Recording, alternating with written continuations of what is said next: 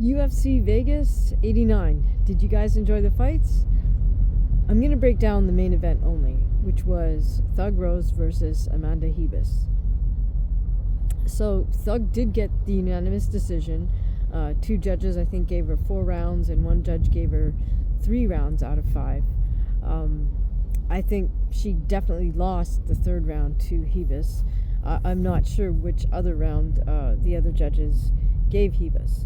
But and Rose did agree with the 3 rounds. So in a sense, I think she's a little bit harder on herself maybe than 2 out of 3 judges. So let's take a look at each fighter's performance. We'll start with Amanda Ribas. So Amanda came out kind of as predicted, with a very frenetic pace, sort of even faster, at a faster tempo than her usual.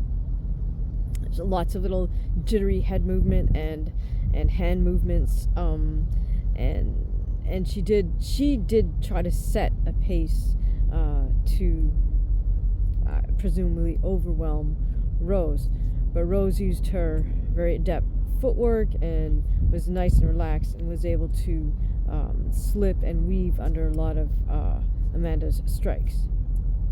Now, overall, I would say that Rose was the superior striker, but Amanda did manage to get her sort of patented throw that we spoke about, where she gets kind of the headlock and then drives her hip in for what we call a hip throw, not a toss, hip throw called ogoshi, and then lands right with that head still held with her arm, and it's into a judo pin that we call kesagatame, or scarf hold.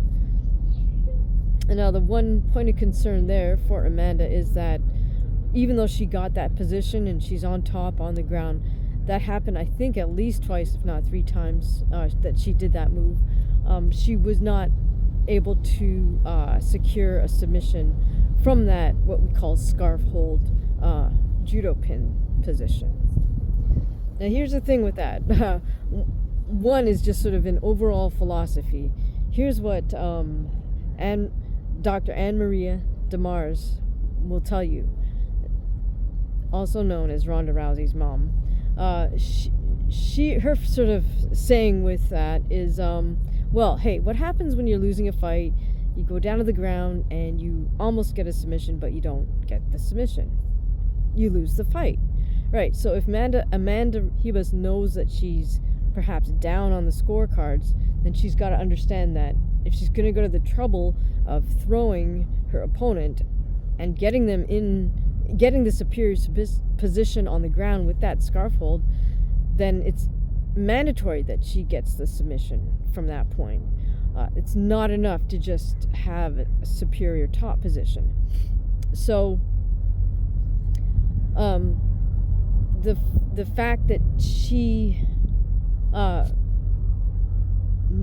of knows that that's one of her favorite moves, I would have hoped that she would have worked on adding on and working on a few submissions from that position.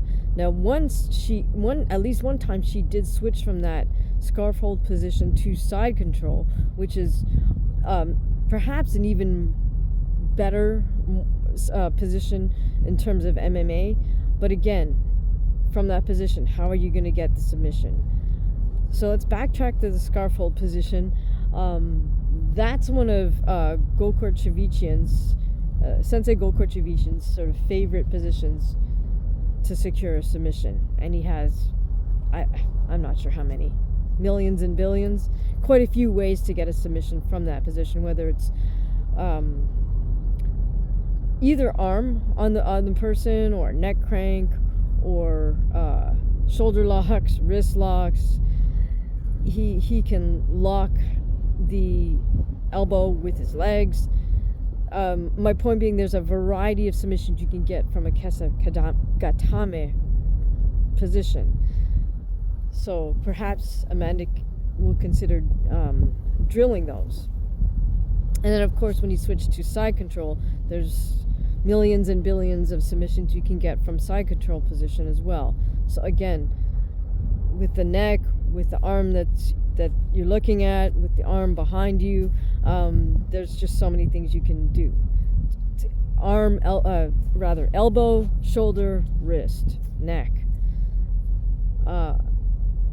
Okay, so that's one point of consideration for Amanda Ribas. The second thing I noticed was she, we discussed before about how she just is really great at picking up the pace towards the end of the fight, whether she's up or down, I'll assume, in the scorecards. Now, I noticed she really surged hard in the third round, which is the round she won. And prior to her going out for that third round, her dad, presumably, I think it was her dad, who was her main cornerman anyways, said, this is the round you're going to knock her out. So I don't know if it was that was the sort of instruction to mean like, hey, pick it up, get more intense here. But she certainly did that, and I think she definitely deserved to win that third round. Now, my question is this. Sensei Benny the Jet Urquidez has this saying where he says, teach your body what you want it to do. And by that, he means, you've got to get your body to do whatever that thing is repeatedly, and then your body will just want to do that on its own without you even having to think about it. So I believe that Amanda Ribas has, conditioned her body to know that it's going to pick up the pace towards the end, like maybe the last round, which is the third round for her, and that she's just going to pick up the pace at the end of the fight. But my point being, in this case, the third round was not the end of the fight. Up until this point, the third round has always been the last round for her. So I think she needs to consider whatever drills that she does to get herself to be able to pick up the pace in the third round. She's got to also replicate that for now, the 5 rounds, just in case she has another 5-round fight, or if she knows her next fight's just going to be 3, she can just revert to whatever she was doing. But next time she gets a 5, she should know, okay, I got to make a few adjustments here so I can pick up the pace in the 4th and 5th rounds as well. Maybe just because that seems to be one of her strong points, which is to just kind of, be super scrappy and not give her opponent any room to breathe towards the end of the fight when they might be starting to get gassed out as well. So if that's your strong point, run with it, but run with it all the way.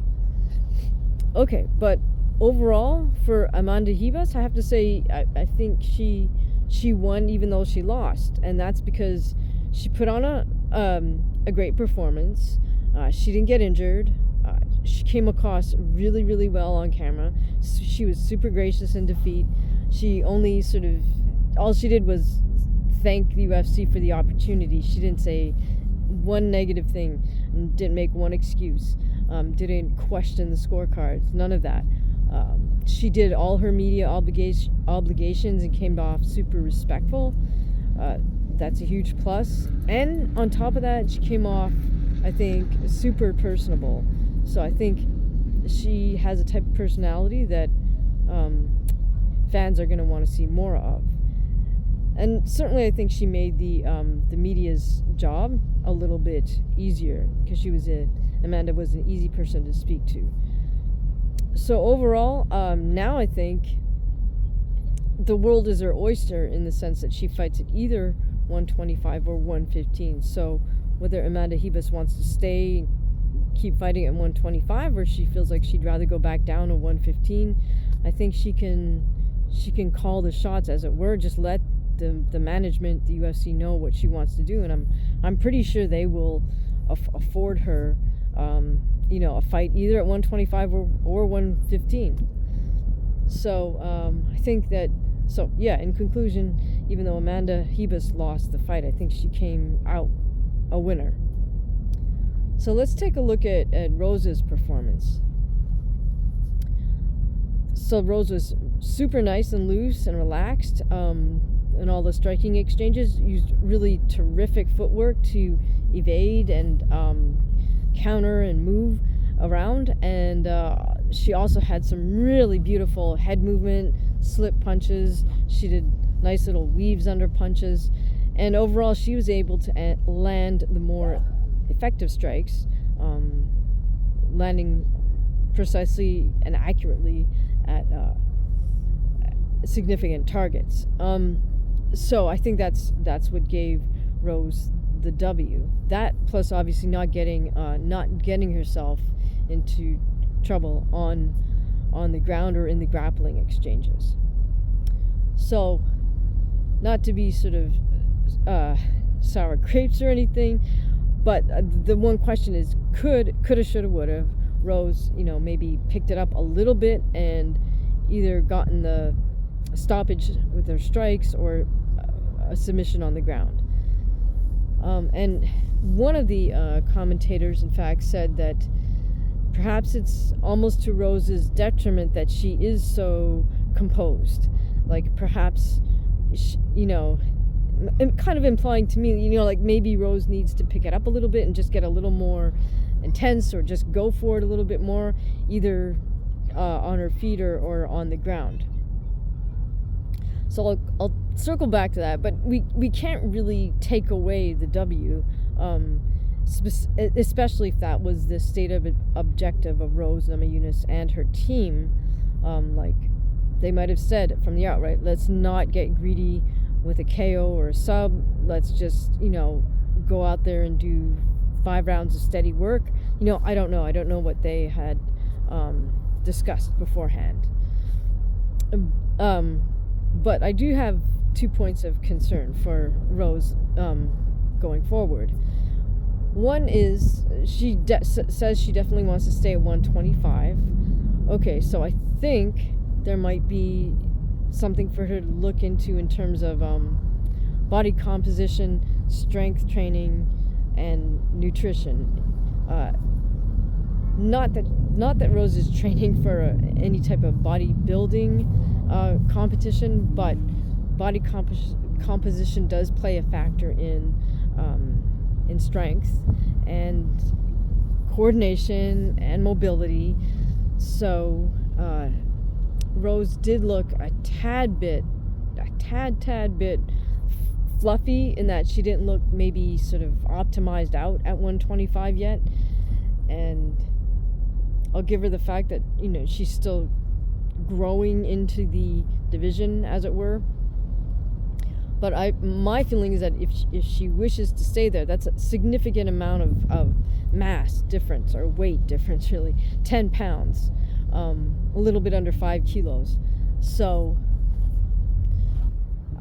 I think Rose would do well to get with a very knowledgeable strength coach who's partnered with a functional medicine / nutrition expert, so they can kind of optimize her nutrition and her workouts to put on some lean muscle mass, and just address any weak points in any of her muscle chains.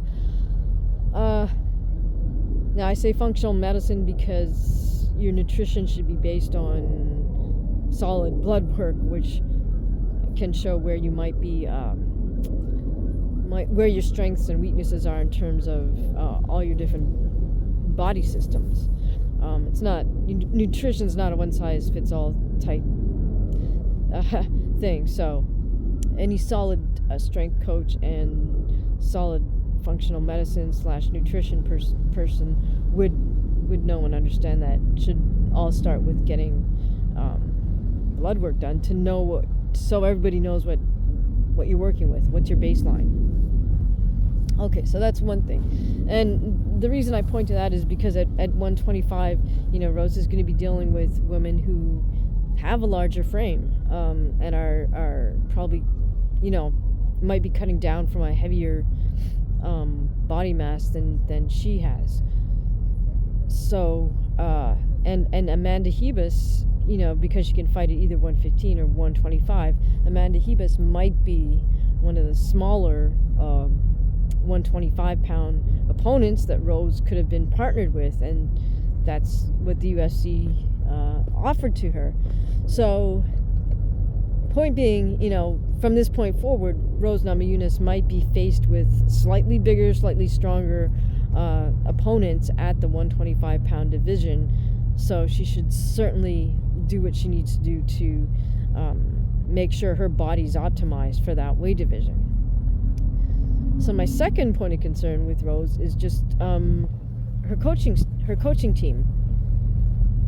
So we knew already, she had stated that, she hasn't been working with Trevor for a bit. Now, I'm not sure, but I'm going to guess that might be due to some conflict or disagreement. It might be, I'm just hypothesizing here, with Pat Barry, who seems to have taken over sort of as head coach / occasional sparring partner, and of course Rose's life partner at this point. To each his own. They're happy together. That's great. But my question is more just separating out Pat's role as a coach. Is he willing to tell Rose the things that he knows that she does not want to hear? Because that's part of a coach's job. Now, a great coach will not only know what that thing is that they need to say, but the great coach will kind of not blatantly tell the athlete that if it's one of those things that can be dealt with over time, right? They'll sort of lead the athlete around so that the athlete kind of comes to that conclusion on their own. But there are other moments when a coach needs to tell an athlete, like, right now you got to do this, and that's not what you want to hear, but you got to do it, like in the middle of a fight. And so I'm not sure if Pat's comfortable doing that. I just don't know. Now, I'm guessing again that maybe Trevor Whitman had certain ideas that he would have wanted Rose to do, or changes to make, what have you, knowing that she's going to move up to 125 from 115. Reason I say that is because Trevor Whitman seems to be a very methodical, step-by-step person. I mean, anybody who designs and sews his own sparring equipment, has to be someone who can break everything down to step by step, every single piece of what needs to get put together, literally. And I'm sure he does the same thing in terms of putting together training plans and fight plans for his fighters. Let's break this down to step 1, step 0. What do we need? What are the materials we need? What are the pieces? How are we going to put these pieces together? All of the above. How long is this going to take? How much is this going to cost? I'm guessing that's how Trevor Whitman operates. I'm kind of guessing that that's maybe not how Pat Barry operates. So that may have been sort of a source of the point of departure from Trevor Whitman. So that to me is probably the biggest concern, is really Rose's coaching team at the moment, and are they willing to tell her what they see that she needs to do, that she may not really want to do. That's going to be critical, because it's not just oh, you don't have to cut weight as much to fight at 125. It's a whole different game now, given who's in that division. So all of that does remain to be seen, I suppose. But I mean, I'm happy for Rose. She did get the W. She seemed to be in a good place, and again, she's also doesn't seem to be injured after the fight. So she can just probably take a week or two off if she wants to go right back into the gym, and then start planning for her next move. I think that's fair game for Rose Namajunas at this point. So who would you like to see Rose fight next? Who would you like to see Amanda Ribas fight next? What did you think of the fight? Let me know in the comments below, and thanks for listening.